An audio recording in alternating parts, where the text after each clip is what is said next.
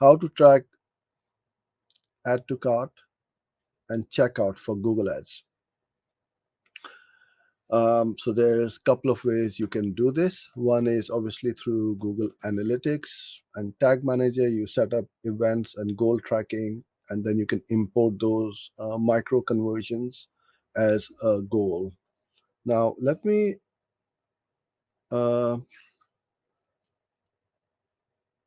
talk about this because it's a great question. And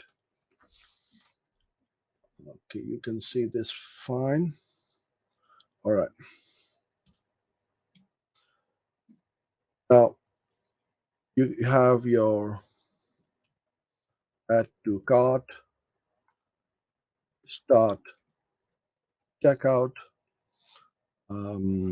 You can have billing over here. Depends on how your shopping cart has been set up, and then obviously thank you page or order confirmation. Right. So these are the 4 steps you can track. Now, obviously, this is your main conversion or the primary conversion. Okay, I'll put this here as primary. I'll just reduce this a bit. Okay. Now, if they don't take these actions, they are never going to end up over here. So if you have got very little or no data into the account, then how do you optimize your campaigns? Because you don't have any conversions to optimize for. So what we do is we would then set up these as page views, right? And this would be your secondary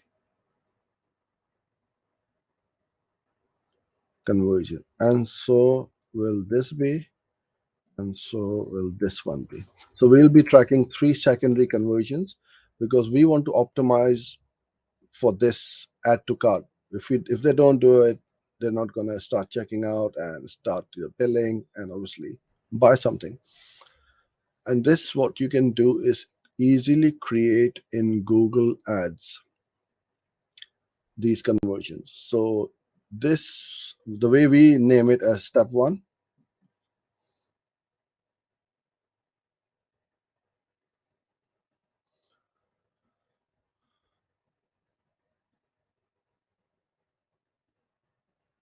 2,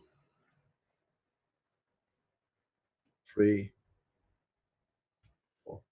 And then what you do is you set up your custom conversions in Google Ads and bring it up in your column view. So then you've got step 1, 2, 3, and 4. And then you'll be able to see how many add to cart, how many go to the checkout page, billing page, and the thank you page. So that's how you would do it. So set up conversions in Google Ads. These 4 conversions, 3 of them would be secondary, and the 4th one would be primary. If you're using Shopify, then you can also do that straightforward. All of these can be done very easily and quickly. But even if you're not using Shopify, then yes, you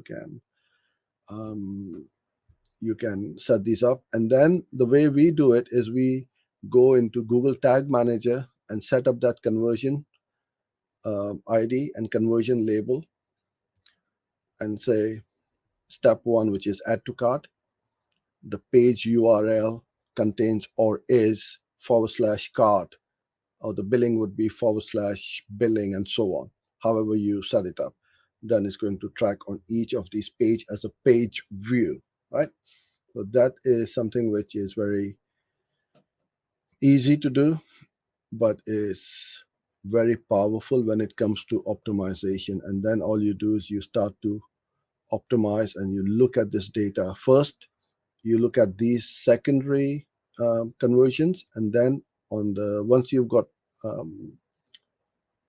primary or the thank you pages being triggered by people placing the order, then you switch in the campaign settings which conversion action you would like to optimize for.